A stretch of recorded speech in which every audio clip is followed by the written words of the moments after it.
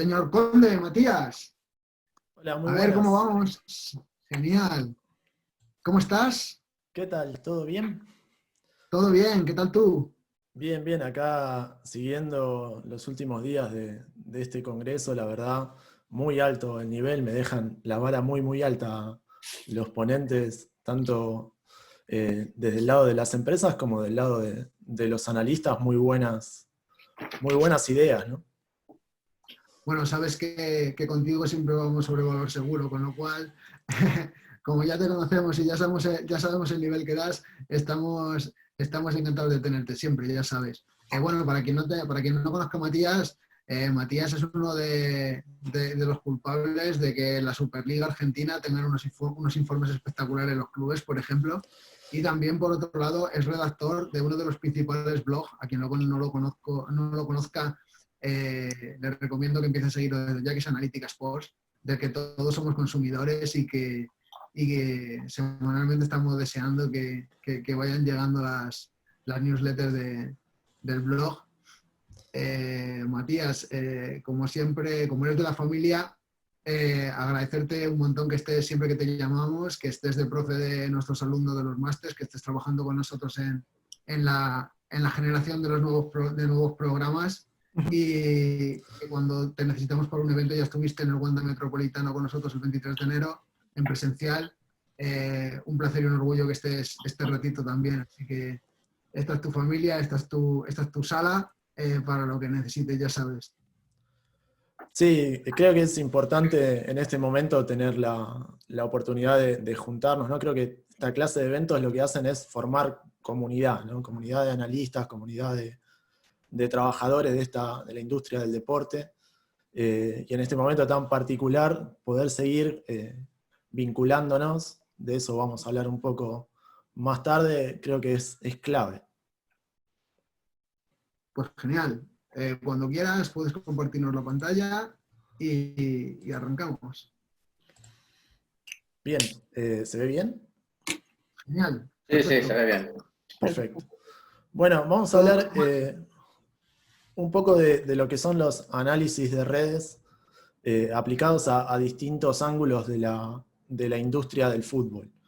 Voy a tratar de hacer un repaso con algunos conceptos introductorios, algunos más avanzados, y en el medio tratar de contar cómo fue mi abordaje. Creo que en la charla de Anselmo de ayer me gustó mucho algunos enfoques que él proponía, yendo a buscar metodologías hacia otras ramas. Él hablaba de la epidemiología. Bueno, yo vengo de la antropología y desde ahí es que es mi abordaje al análisis de redes y las ideas que aplicamos en el fútbol.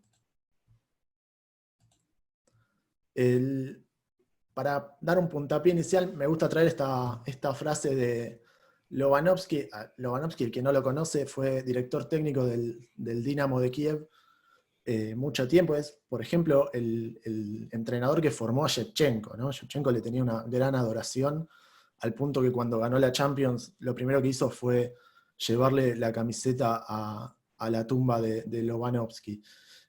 Lobanovsky fue un entrenador muy influyente y uno de los primeros en utilizar lo que hoy conocemos como análisis de datos y métricas provenientes de las ciencias duras en el fútbol. Y él hablaba de que el fútbol es más sobre la conexión entre jugadores que sobre las individualidades. Y esto lo hacía en la década del 70, en los 80. A veces tendemos a creer que todo empezó de Moneyball para acá. Creo que los norteamericanos son muy buenos contando historias de origen, y hay algunos antecedentes, incluso en el fútbol, a priori el juego más retrasado en términos de uso de datos y de información dura, pero que en realidad ya en los 70, en los 80 había entrenadores aplicando estas metodologías, y me gusta este enfoque, ¿no?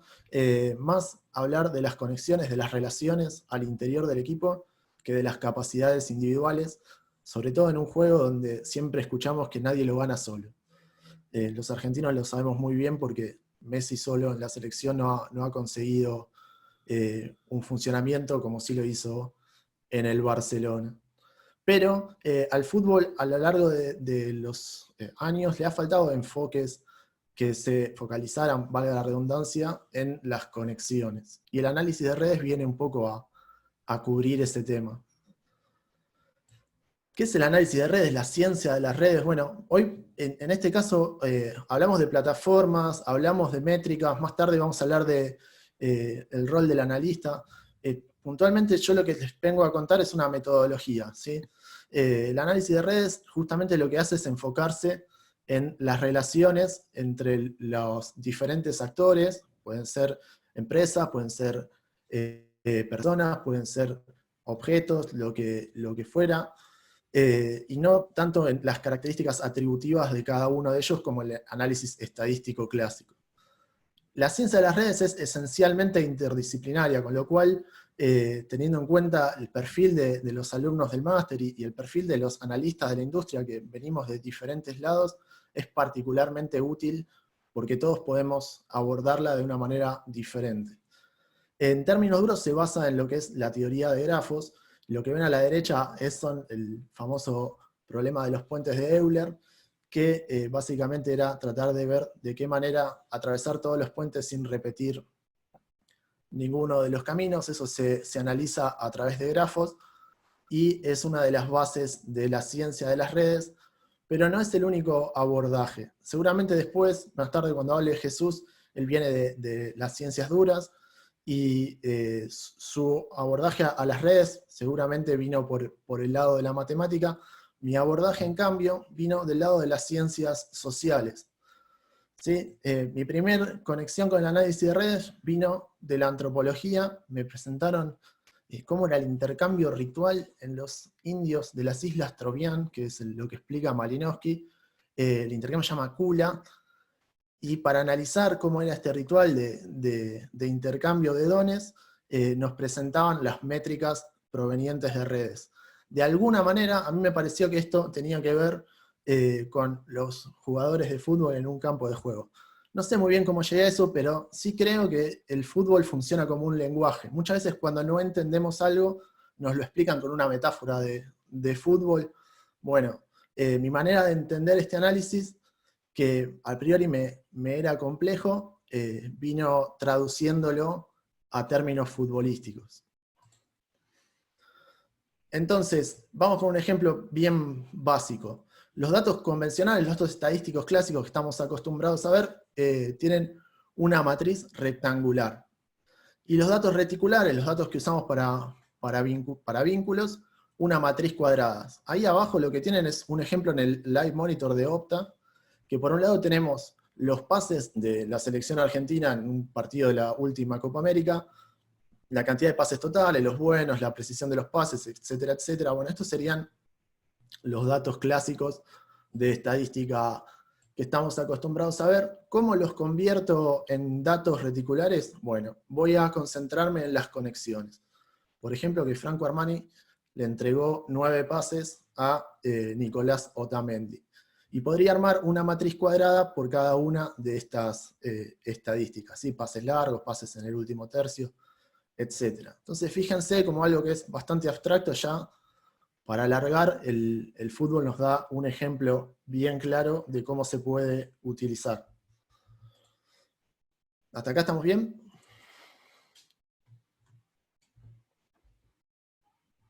Todo perfecto, Mati. Perfecto. Y lo que les decía antes, la historia del juego en el fútbol, analizando los partidos desde esta manera y recorriéndola un poco, para mí se trata más de cómo los equipos se pasan la pelota. Hay un antecedente, por eso hay una foto del Queen's Park Rangers. Aparentemente los libros de historia del fútbol indican que fue uno de los primeros conjuntos en pasarse la pelota de manera sistemática, como estrategia de juego. Y eso obligó a cambios tácticos por parte de sus rivales. Hasta ese entonces se jugaba más a pelotazo largo, a ir a buscarla, al choque, pero para inicios de la década del 20, el Queen's Park Rangers adopta esta metodología incluso antes, no inicio de la década del 20, cuando sale el primer registro, dando cuenta de este estilo. Entonces, para mí lo que cambia la forma de jugar en el fútbol a nivel general es cómo se mueve la pelota, incluso más que las disposiciones tácticas de los equipos, ¿sí? un equipo parado 4-5-1 puede ser completamente diferente a otro en función de cómo se asocia. Y era un aspecto que nos pasaba de largo hasta hace algunos años. En Argentina, puntualmente, hubo un equipo de descendientes y de ingleses, el equipo de los hermanos Brown, alumni, que durante la era amateur se cansó de ganar títulos imponiendo un estilo de pelotas largas y de disputa, cuando los criollos, los equipos rioplatenses empezaron a gambetear, a driblear. Esto hizo que los hermanos Brown, el capitán de los hermanos Brown, prácticamente se retirara del fútbol por este cambio que él entendía que distorsionaba tanto la forma del juego, porque cambiaban los tipos de pases y cambiaban las maneras de encarar el juego, que se alejara de la práctica y declarara estas cuestiones que ustedes ven en pantalla. Entonces, ¿por qué aplicar análisis de redes a los deportes de equipo? Bueno, es estructural, podemos verlo a los equipos como una red, permitiendo comparaciones entre equipos y también de los equipos en sí mismos. No se limita solamente a esta visión general, sino que podemos ver la influencia de cada uno de los componentes de esa red, de cada uno de los jugadores, y nos funciona como un indicador complementario sin tener que ir a buscar actualmente un input de datos adicional. Y además, la aplicación en el fútbol de este análisis nos va a dar una base conceptual para poder después aplicarlo en otros contextos. Por esto que les contaba de el poder que tiene el fútbol como lenguaje, digamos, el poder didáctico en un punto del fútbol para poder entender análisis y cuestiones de ese tipo. Entonces, para el año 2007 fue la primera vez que escribimos un paper dedicado a este tema. Lo hicimos para la revista Redes, que es una revista de la Universidad Autónoma de Barcelona, en base a un juego que se había hecho algunos años antes de la Eurocopa, y fue una de las primeras veces que una empresa proveedora de datos, que fue BenQ en ese caso, no es una empresa propia de la industria como ahora, estamos hablando de hace bastantes años atrás, no era tan habitual tener el dato de quién se la pasa a quién. Disponíamos de los datos de ese torneo, y la suerte de que hubo dos equipos que jugaron a cosas completamente distintas y los dos llegaron a la final. Recordarán el Portugal con una fuerte base del Porto que saldría campeón de la Champions, y la Grecia de Caristeas, y el fútbol de balones largos y saques de lateral profundo. Bueno, dos equipos que nos daban redes completamente diferentes, ¿no? La de Portugal mucho más cohesionada, con un alto índice de densidad, es decir, muchas más conexiones al interior de la red, y la griega con menos conexiones en el mediocampo y sí más conexiones a lo largo del conjunto. Ahí abajo tienen lo que fue nuestro primer hallazgo estudiando redes de equipos, que era el centro y la periferia de los equipos como redes. En el caso griego, por ejemplo, dentro del centro estaba el número 9 y los defensores centrales. En cambio, el centro portugués era mayormente los volantes y, curiosamente también, mayormente los jugadores que venían de jugar en conjunto en el Porto. Entonces, aplicando una de las métricas de redes, rápidamente podíamos entender o empezar a perfilar los estilos de juego de los equipos bastantes años antes de que empresas como Stats Perform o StatsBomb desarrollaran los modelos avanzados de estilos de juego que tenemos hoy. Entonces, las redes nos permiten ir visualizando los vínculos al interior de los equipos. Tengamos en cuenta que aquí el vínculo lo generan los pases efectivos. Esa fue nuestra definición y es la que se toma actualmente. Y lo podemos ver tanto a nivel individual como a nivel estructural, y visualizar tanto con disposiciones tácticas. Ahí tenían la primera visualización. Voy para atrás un segundo. Primera visualización, fíjense que era bastante simple y pobre en un software que casi ahora no se usa, se llama Usinet. y le fuimos encontrando variantes a mostrar estos datos.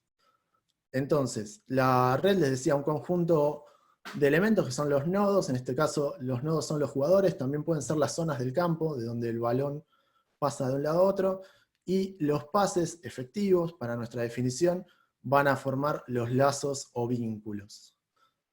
Una de las primeras definiciones que tomamos era si contábamos o no, si sumarizábamos o no los jugadores titulares y suplentes. En un primer abordaje decidimos no sumarizarlos, los que hay sustituciones. Y está claro que los vínculos en el fútbol son direccionados y evaluados. ¿Qué quiero decir con esto? Que bueno, no siempre la cantidad de pases que yo le entrego a un compañero va a ser la misma que él me devuelve o que me da a mí a lo largo del partido. Esto es importante porque a veces vemos mapas de pases, sobre todo en Twitter y en esas plataformas, donde esta bidireccionalidad de los pases no está explicitada. Y es una cuestión clave para hacer análisis de redes correctamente. Una de las máximas es: no todo mapa de pases está siendo una herramienta analítica, ¿sí? A veces simplemente es una visualización. Lo que lo vuelve un análisis aplicable y más complejo y de más vuelo es justamente pasarlo por todas las métricas que nos entrega el análisis de redes. ¿Cómo se obtienen los datos de redes? Bueno, hoy por hoy tenemos los datos que nos proveen proveedores, valga la redundancia, de la captura de los partidos, del eventing que hablaba antes Silvestre. Eso, la mayoría, en los tier altos de las ligas principales del mundo, incluye este detalle de quién le pasa la pelota a quién, pero insisto con esto, hace algunos años, unos 10 años atrás, no era tan habitual, eso estaba disponible solamente en torneos de gran categoría. O bien los podemos capturar a través del etiquetado del video. Y hay una tercera manera de hacerlo, esto para, como hablaba ayer Dani de Objetivo Analista, hay una variante de hacerlo manual cuando no tengo acceso a los datos, que fue justamente la que tuvimos que hacer cuando iniciamos toda esta cuestión. Una vez que habíamos analizado la Eurocopa, de la cual sí teníamos información, decidimos seguir con nuestro camino y nos pareció una buena idea ir a las divisiones inferiores de un club de primera división, Arsenal, ir a la novena, que es la división más baja, porque entendíamos que ahí iba a haber menos pases y nos iba a ser más fácil ese proceso de captura, y justamente hacíamos eso, nos poníamos al costado del campo con nuestras computadoras e íbamos tomando los pases. Ahí lo que tuvimos que hacer fue todo un proceso de definición de eventos, ¿no? Cuándo para nosotros había un pase, cómo juzgábamos la intención, y un montón de variables que deben ser tenidas en cuenta a la hora de capturar datos. No había tantos protocolos de proveedores como para seguirlos, así que nos generamos uno propio. Y lo mismo pasaba con la toma de datos. Lo que armamos fue una manera secuencial, con algunas macros en un Excel, algo muy rústico, pero que nos servía para armarnos nuestras matrices, tanto de partidos juveniles y después de partidos de primer nivel, de los cuales no podíamos obtener los datos directamente. Entonces aparecen las primeras métricas claras de redes, pases recibidos y pases integrados. Vamos a hablar de in degree y de out degree, los pases totales, los que recibo y entrego por jugador, los llamamos total degree. En base a estos números vamos a ir generando una serie de indicadores que tienen que ver con la centralidad dentro de la red y con el grado de intermediación, por ejemplo, que tiene un jugador en una red de equipo. Uno de los primeros abordajes que hicimos fue construir las redes a partir de un jugador específico, ¿no? Lo que se conoce como red ego. Y ahí tienen los ejemplos de lo que era el Barcelona de Guardiola, que por suerte fuimos contemporáneos a ese equipo, que tenía y tiene hasta el día de hoy, seguramente lo sabe mejor Javier Buldu, de quien les voy a hablar un poco más adelante, los niveles más altos de densidad y de juego asociado por un equipo. Entonces ya para los años 2012, 2013, empezamos a trabajar con equipos del ascenso argentino, y con algunos medios entregándoles informes de datos distintos, pero parecidos a los que vemos hoy, de los que hablaba antes Silvestre, de los que hacemos en Superliga también actualmente, con menos flujo de datos, pero sí con un foco en lo que eran las asociaciones. Y ahí lo que entendimos es que era muy necesaria la traducción de indicadores, de dejar de hablar de densidad, de bitwitness y de métricas propias de las redes, y tratar de llevarlos a un concepto que pudiera ser más afín a un entrenador o a un seguidor. Entonces empezamos a hablar, bueno, de centralización, vinculación promedio, ¿sí? Por ejemplo, el promedio que cada jugador se vincula con el resto de su equipo, de reciprocidad, ¿sí? Esta métrica que les contaba, que no siempre recibo la misma cantidad de pases que le entrego a un compañero, etcétera, etcétera. Lo que fuimos haciendo fue todo un trabajo de traducción de los indicadores. Entonces encontramos, por ejemplo, ya más adelante en el tiempo, estos son datos del último mundial, que la métrica de intermediarios era particularmente útil para los cuerpos técnicos y también para ponderar el desarrollo en el juego de algunos jugadores, de los cuales históricamente se dicen que las planillas o los datos no capturan su real influencia en el juego. Acá está la red de México contra Alemania en el último mundial. Ahí la IUN funcionaba como intermediario, es decir, el que conecta mayormente a dos jugadores, sin ser necesariamente el jugador más central, es decir, el que más pases da o recibe. En Argentina nos pasaba algo similar con Riquelme, ¿no? Un personaje, un jugador, gran jugador, que históricamente interviene poco en los partidos, pero su capacidad para conectar a todo el equipo no tenía una métrica asociada, y creo que la empezamos a encontrar por este lado. Y ya también en el mismo mundial lo que empezamos a agregar es aplicar algunos algoritmos de comunidad que tienen el análisis de redes para detectar subgrupos al interior del equipo. Entonces podíamos ver, por ejemplo, cómo los clusters en la formación argentina que enfrentó a Francia tenían muy desconectado a Banega de Messi, que sería la asociación ideal, digamos, el creativo y el definidor principal del equipo. Bueno, había pocas conexiones, de hecho pertenecían a subgrupos diferentes. Y veíamos también acá, en este caso particular, como los clústeres están muy marcados por sectores. Y si lo vinculábamos con métricas como el mapa de calor, que siempre está disponible, pero no se utiliza tanto en contexto, veíamos que el mismo clúster terminaba participando en las mismas zonas, como superponiéndose. Entonces Argentina daba demasiadas conexiones en el mismo lugar y tenía pocas llegadas y pocas vinculaciones de más calidad.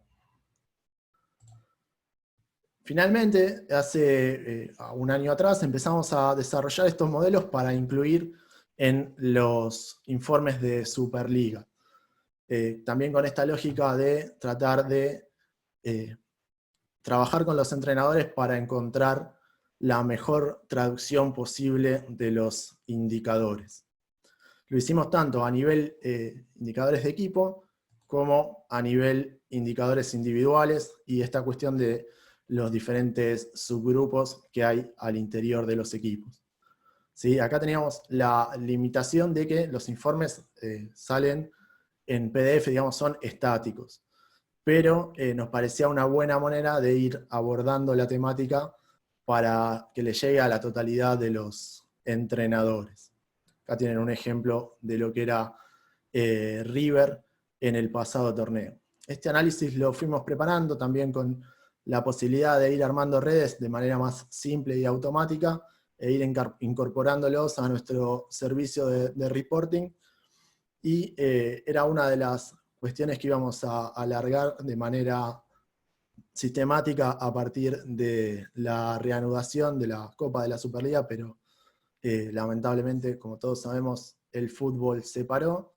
Acá lo que teníamos son los niveles tanto de equipo como de jugadores tanto a nivel centralización de juego, como también, no sé, indicadores de autoridad, que tiene que ver, por ejemplo, con no solamente la cantidad de pases que doy, sino a quién le doy esos pases, los intermediarios que hablábamos antes, y bueno, otros indicadores que íbamos a ir obteniendo el feedback de los cuerpos técnicos para terminar de depurar. Hasta acá la historia un poco de cómo fuimos desarrollando el análisis de redes desde una idea que nos vino en una clase de antropología hasta unos datos que pueden servir dentro de un informe que le llega a cada uno de los cuerpos técnicos de la primera división. Ese fue un poco el camino recorrido, con lo cual lo que quería, además de contarles las aplicaciones del análisis de redes, es que a partir de una metodología uno puede ir encontrando una serie de pasos para ir entrando en esta industria. En mi caso particular fue a partir de este análisis, al cual le fui agregando las otras métricas y los otros indicadores relevados, pero originalmente entré por este lado. Por lo tanto, si tienen una idea, si creen haber encontrado un indicador, es una buena manera de introducirse e ir desarrollándose dentro. ¿Cuál es el estado de las cosas del análisis de redes actual? Bueno, para mí hay 3 analistas que lo están llevando a un nuevo nivel, ¿sí? Uno es Karun Singh, no estoy pronunciando bien seguramente su apellido, pido disculpas, que lo que está desarrollando son redes de pase interactivas, ¿sí? Saliendo un poco de esta cuestión, de esta limitación estática que les comentaba antes. Y además, él las ama a partir de otro tipo de valoración. Esta idea que es bastante habitual hoy en día, de que no todos los pases tienen la misma importancia. Él toma el partido de España-Rusia, de los famosos 1000 pases, como referencia, y va a desarrollar este tipo de redes interactivas, donde los vínculos ya no son todos iguales, todos los pases suman 1, no, en este caso están valuados, algo parecido a algunos indicadores que propone StatsBomb. Esto lo pueden googlear y lo van a encontrar bastante fácil. Javier Boldú, con su equipo, con Dani Ruiz y un equipo amplio de investigadores, desde el lado más científico y de divulgación, lo que encontró es una manera de entender cómo evolucionan estas redes de pase y tratar de analizar qué tanto se parece un equipo a sí mismo. Esto fue, creo que, un paso adelante claro en cuanto a aplicaciones de ciencia de las redes a nivel divulgación, con lo cual esto no solamente quedó en las revistas científicas, en los papers, sino también el diario Marca los está publicando habitualmente.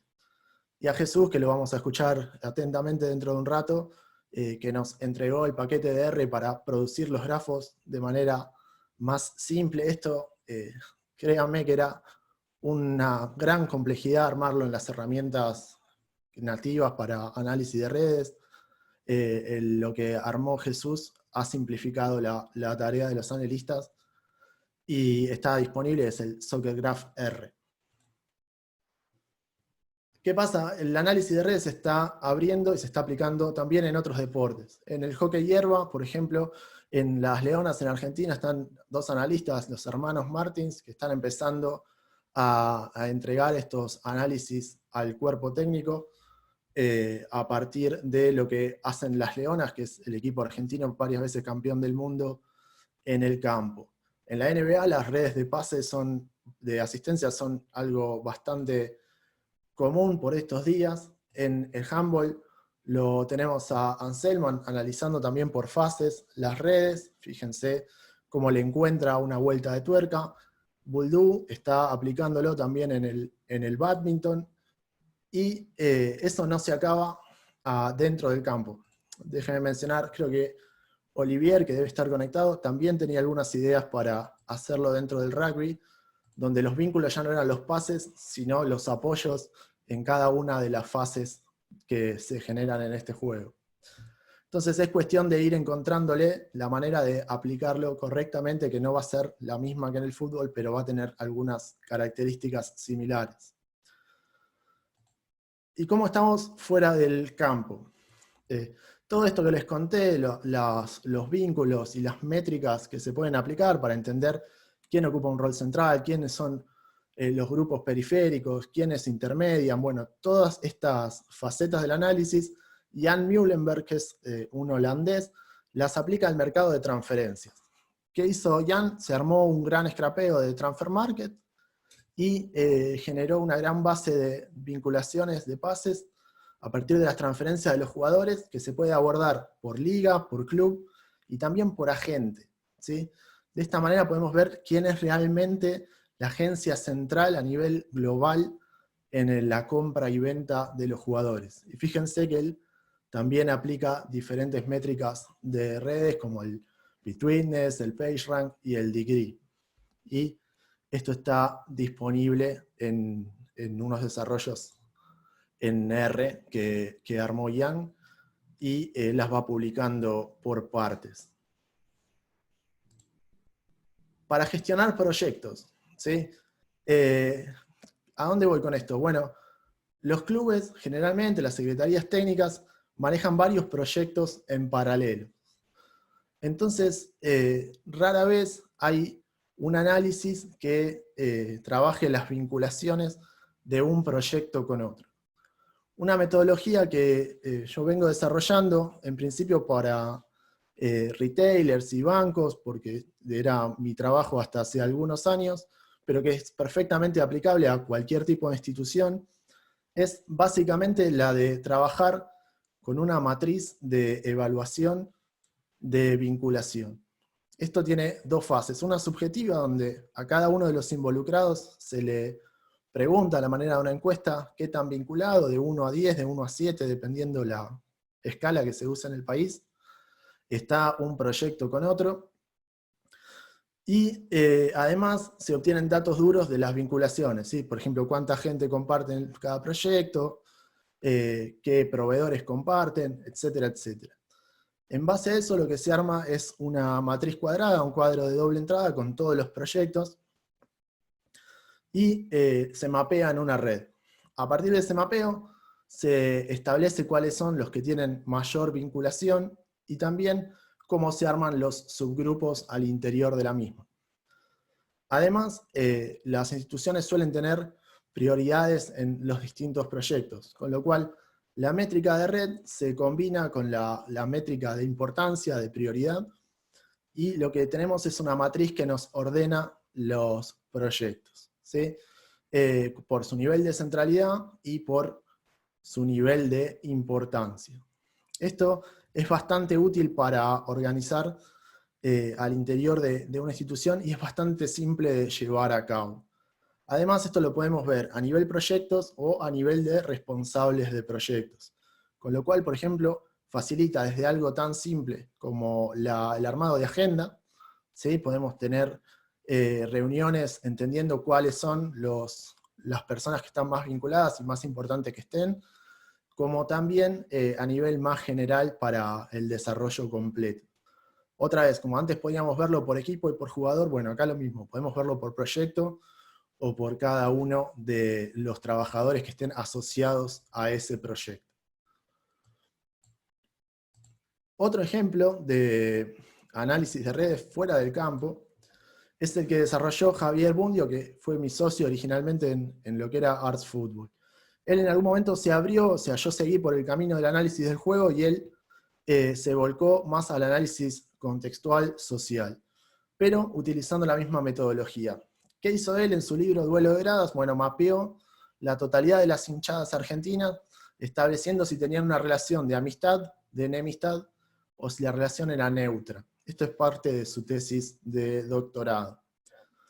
Y él lo que va a encontrar es que, por ejemplo, cuando hay dos hinchadas que tienen un enemigo en común, bueno, ese enemigo, cuando dos hinchadas amigas tienen hay un amigo de un enemigo, bueno, pasa a ser enemigo. Lo mismo pasa al revés, ¿sí?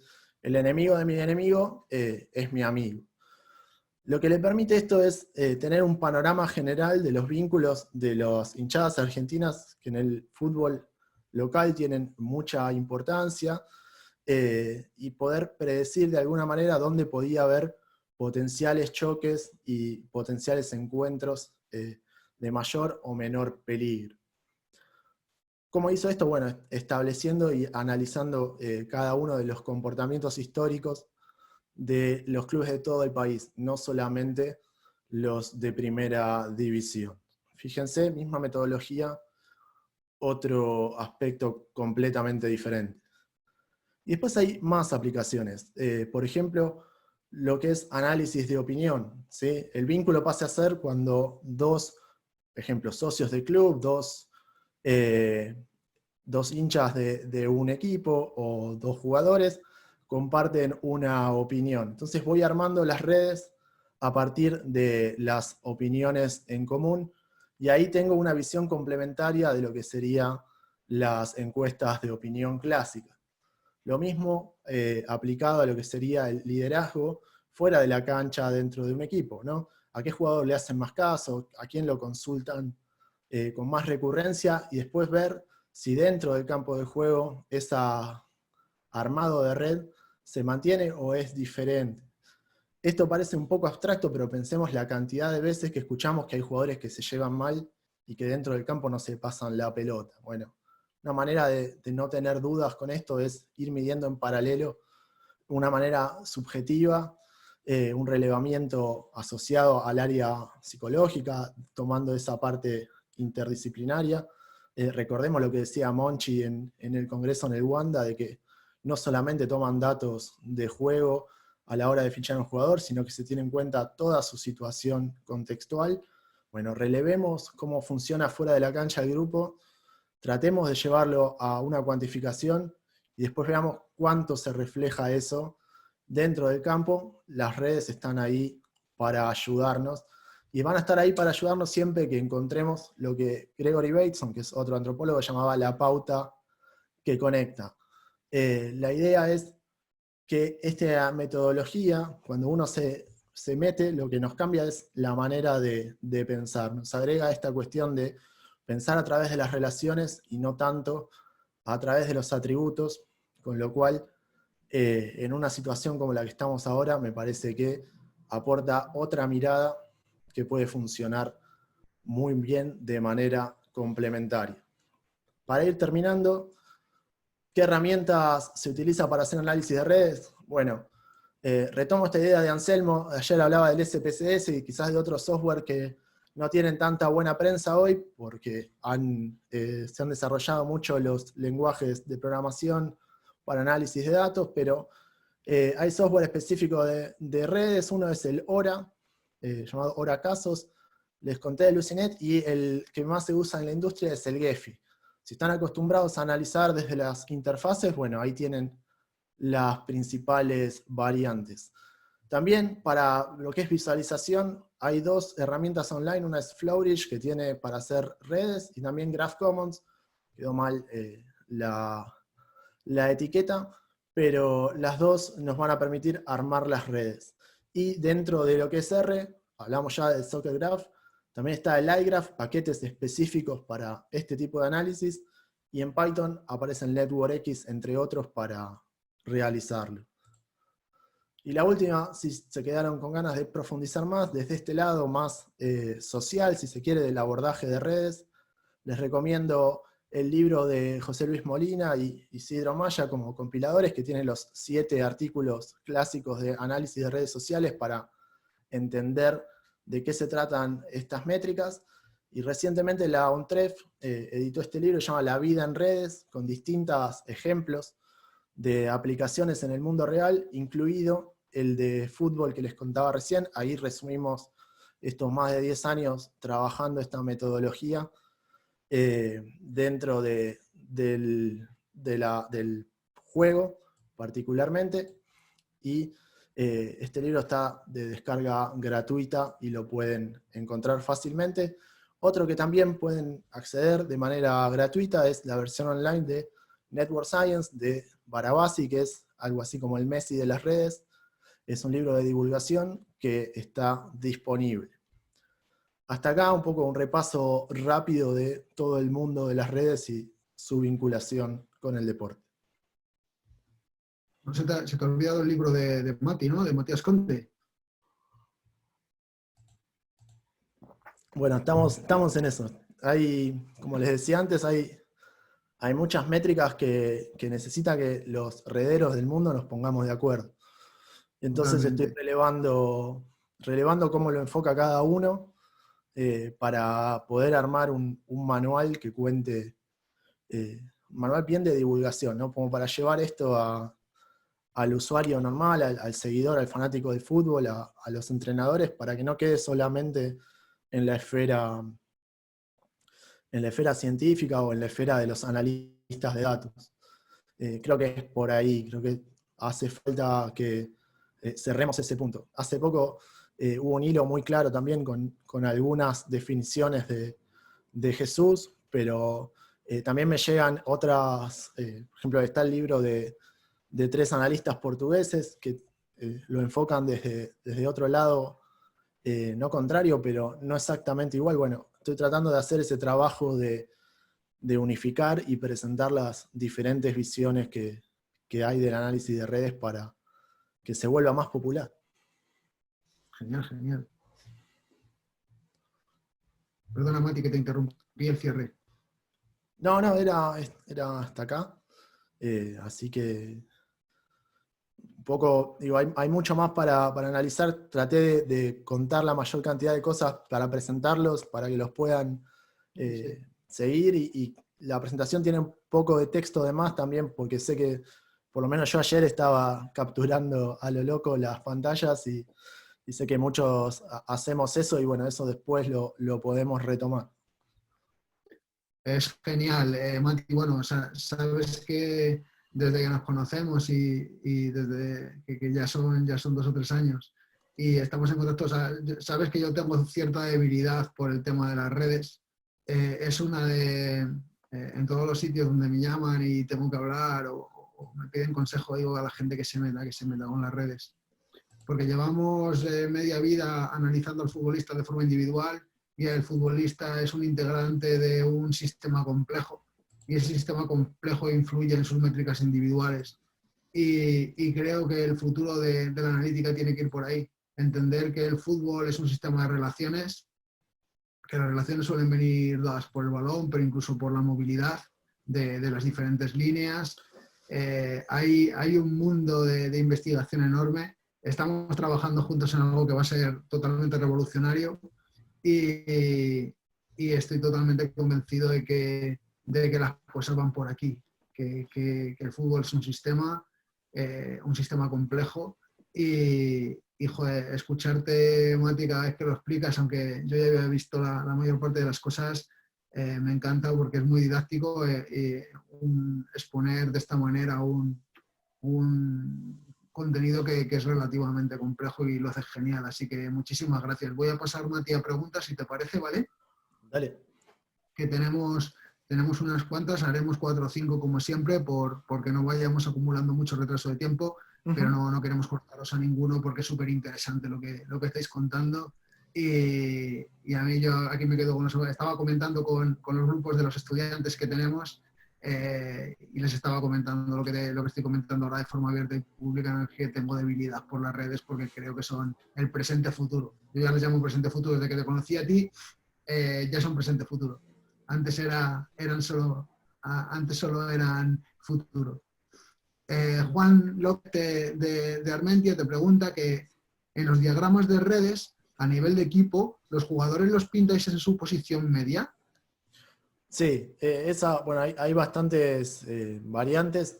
Me parece que tampoco estaba el dato de la posición media hasta hace algún tiempo, pero me parece que lo correcto cuando tenemos el mapa estático es presentarlos en la posición media. También se podría hacer la disposición táctica, ¿no? Yo particularmente no soy amigo de presentar disposiciones tácticas, sobre todo porque estoy habituado a mandarle informes a entrenadores. Y si por alguna cosa que genera el dato, el proveedor, entiende que había una disposición táctica, o en mi revisión entiendo que hay una disposición táctica que no coincide con la del entrenador, no tengo manera de ganar esa discusión. Por lo tanto, más que mandar esquemas tácticos, mandamos la posición media. Te pregunta también, Juan, que en función de qué variables hacéis la clusterización. Bueno, ahí las variables, el dato en lo que es análisis de juego es los pases efectivos. Ahí también hay un tema para resolver, que es qué clase de algoritmo es el más útil, el más exacto para correrlo en este tipo de redes que son pequeñas. ¿Sí? No estamos hablando de Big Data para nada. Yo habitualmente usaba el algoritmo Newman, pero hay mucha documentación que critica el uso del algoritmo Newman en redes pequeñas. Entonces lo que hay que terminar de resolver es cuál algoritmo puntual de detección de comunidades es el que más, el que corresponde para tener mayor exactitud. Es una discusión bien de científica para seguirla. Por lo menos el Newman lo que tiene es que el resultado es va bastante en relación con lo que uno intuye del juego. Pero yendo ya a una discusión de segundo orden, creo que hay una revisión ahí, quizás desarrollando un sistema de detección de comunidades ad hoc para el fútbol encontremos la respuesta. Te preguntan también que en la importancia de cada jugador, ¿interviene el factor de la presión de los rivales cercanos? Bueno, en la red básica no. En las redes que se están desarrollando ahora, sí interviene, porque lo que está contabilizando, por ejemplo, es las características del pase. O también se podría agregar puntualmente esta cuestión de la presión del pase que contaba en la presentación previa a Silvestre, ¿no? Sería un buen dato para terminar de contextualizarlo. A ver, ¿qué interviene para definir la red? Depende de cada analista, ¿sí? Lo mismo, quiénes son los nodos y los lazos. Así como hay redes de jugadores, también hay, y son cada vez más habituales, redes de zonas del campo, ¿no? De qué zona a qué zona, entendiendo las zonas como nodos y la vinculación como lazo. Todas las definiciones que se encuentran dependen del analista y es cuestión de ir probando para encontrar una salida más original o de más utilidad para entender lo que pasa dentro del campo. Guido Negri te hace una pregunta comprometida y otra menos comprometida. La pregunta, acá desde Argentina, con el fin de nuevo contrato de la Superliga, ¿van a llevar todo este trabajo a la nueva liga profesional o se va a perder todo esto? Por otro lado, en Argentina, ¿cómo es posible insertarse en el área del análisis deportivo en el fútbol? Muchas gracias y excelente presentación. Bien, la primera, hoy todavía no lo sabemos con exactitud. Entiendo que, dada la situación del fútbol argentino y del panorama mundial, primero hay otras cosas para resolver y después el tema de la estructura de la nueva liga. Así que esperaremos con paciencia para ver cómo se resuelve, se termina de resolver este tema. Eso por un lado. Y la segunda cuestión, ¿cómo uno se puede insertar en la industria argentina? Bueno, cada vez más clubes... Sí. Cada vez más clubes están requiriendo analistas de datos, están entendiendo cuál es la función.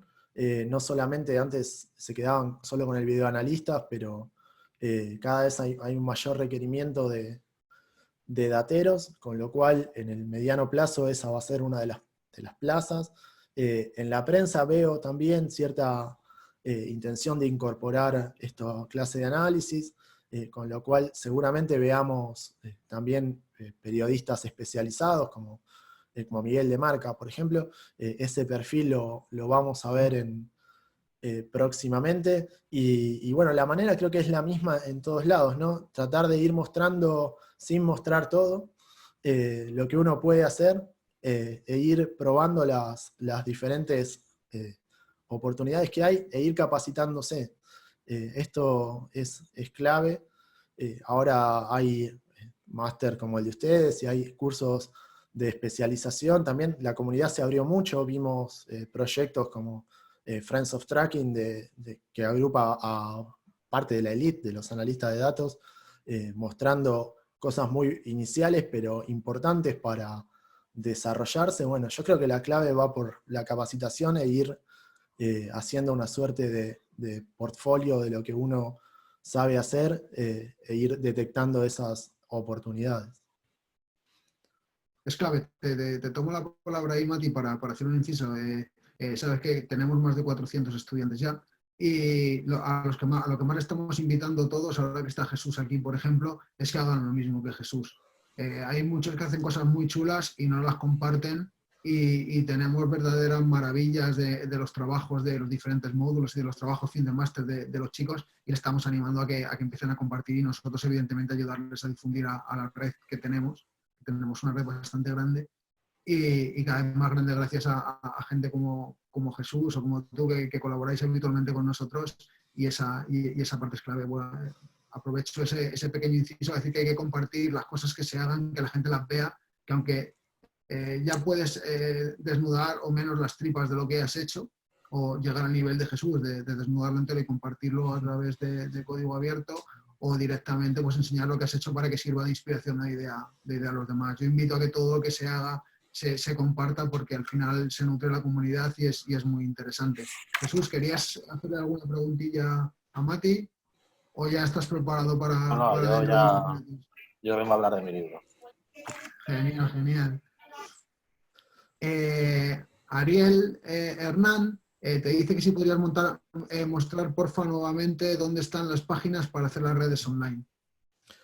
Sí, hay dos herramientas, debe haber más. Una es Flourish, que dentro de los templates que tiene templates para armar redes, y la otra se llama Graph Commons, está mal tipeado, pero búsquenla correctamente y van a llegar, que nos permiten hacer visualizaciones interactivas online. Reitero esto, el mapa de pases no es análisis, ¿sí? El mapa es solamente una descripción, una visualización que puede ser más o menos bonita.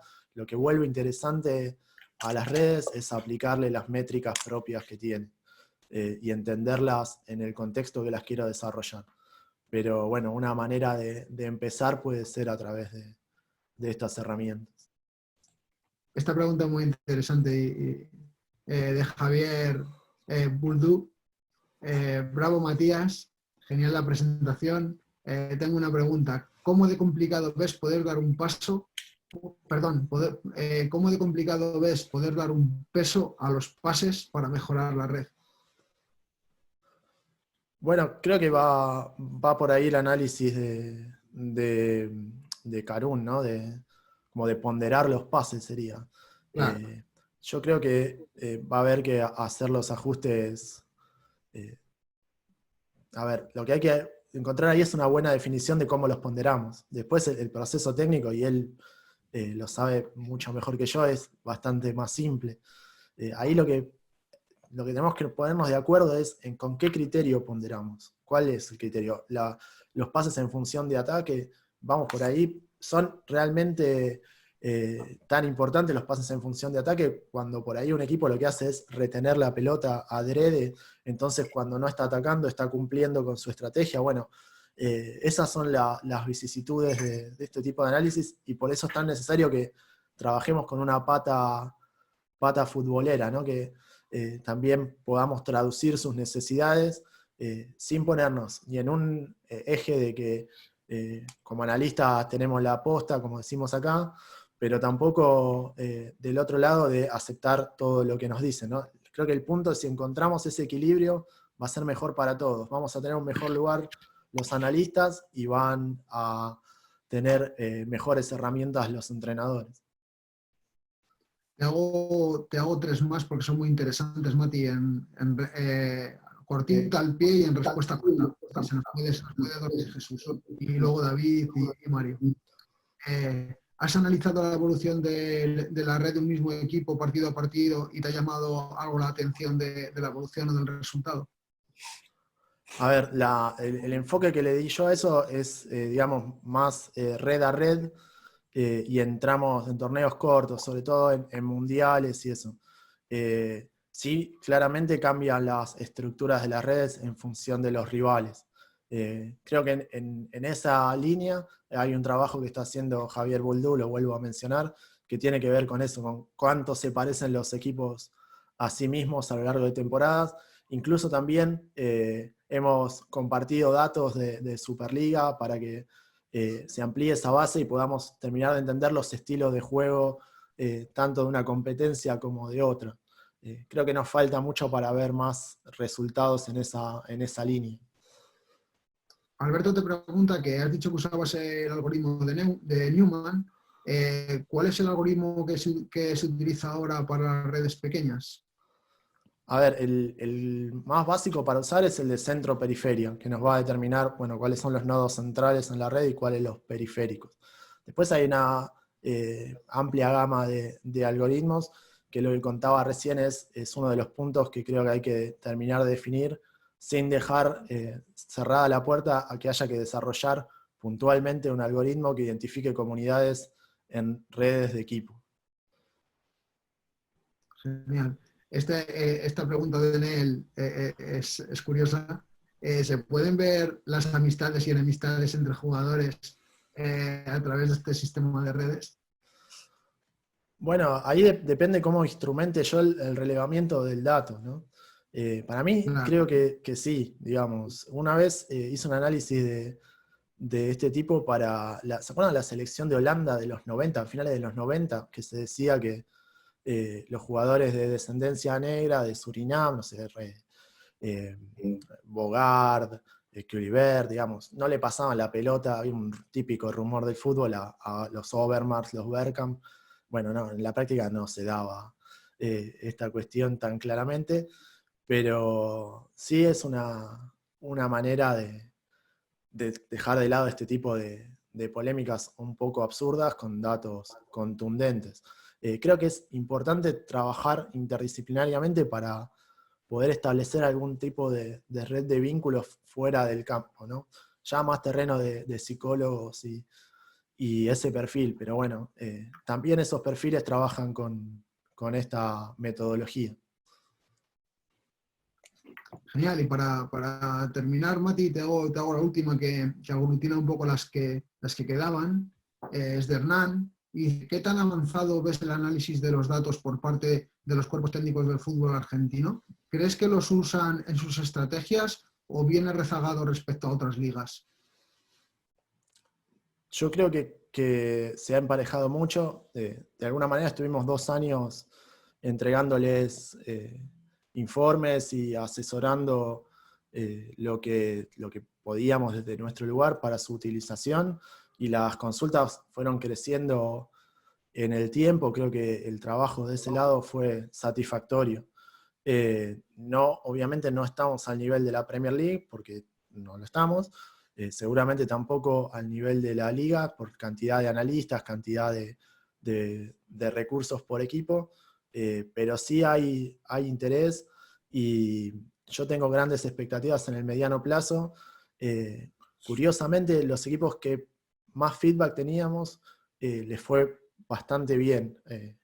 Digo, era un poco la pregunta que le hacían a Silvestre del otro lado, pero los equipos que nos preguntaban más cosas, nos hacían trabajar más, nos pedían reprocesamientos de datos, todo eso, bueno, les fue bastante bien en los resultados. Trato de no explicar esto solamente por los resultados, pero estaba esa curiosidad. Y sí creo que lo más importante es que los clubes, sobre todo la parte dirigencial, entiendan que los datos en el fútbol es una manera de evaluar que es más integral y superadora de los resultados. Siempre pongo el ejemplo de Vélez, que es un equipo que contrató a Heinze, ¿se acuerdan de Heinze jugador seguramente? Y la verdad es que cambió la forma de jugar de Vélez. Fue mucho más protagonista, tuvo la pelota, tuvo la iniciativa.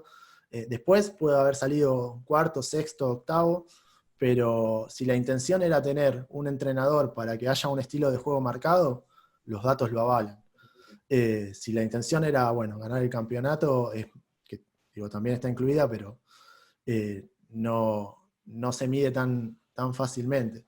Creo que es lo mejor de los datos es esta cuestión de que apoyan la frase de que las dirigencias buscan procesos y no resultados.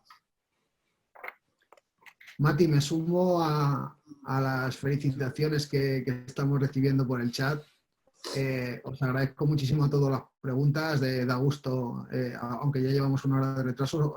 Jesús, te pido disculpas y a los que venimos después, pero claro, se genera tanto conocimiento y tanta interacción que es muy difícil frenar. Mati, muchísimas gracias por todo. Un abrazo fuerte a Marcelo Gatman, de Analytics, pues también un gran amigo, un gran compañero. El que no conozca ese blog, que lo dudo, porque todos los que estamos aquí somos consumidores habituales de Analytics Sports, os lo recomiendo. O sea, si quieres estar al día y quieres filtrar información importante, ¿a que sí, Sara? Este es casi obligado. Totalmente, totalmente. Mira, hablabais de la comunicación y de que aquello que no cuentas no existe, ¿no? Y eso tenemos que tenerlo muy en cuenta, y teniendo en cuenta todo lo que ha hecho Matías, que me parece espectacular, y también quién viene ahora, que además he visto que en Twitter ha mencionado al Pucela, ¿no? Que igual lo trata ahora Jesús, pero es un gran comunicador, son grandes comunicadores y cada uno ha encontrado su nicho de expansión y bueno, alabando lo que ha hecho Matías, pero también lo que viene ahora con Jesús. Ha dicho una frase Silvestre antes, que es: compartir información es generar conocimiento. Entonces, yo creo que hace un poco por todos que esta gente sea tan buena comunicadora y encuentre su vía de comunicación en este aspecto y cómo están creciendo, claro.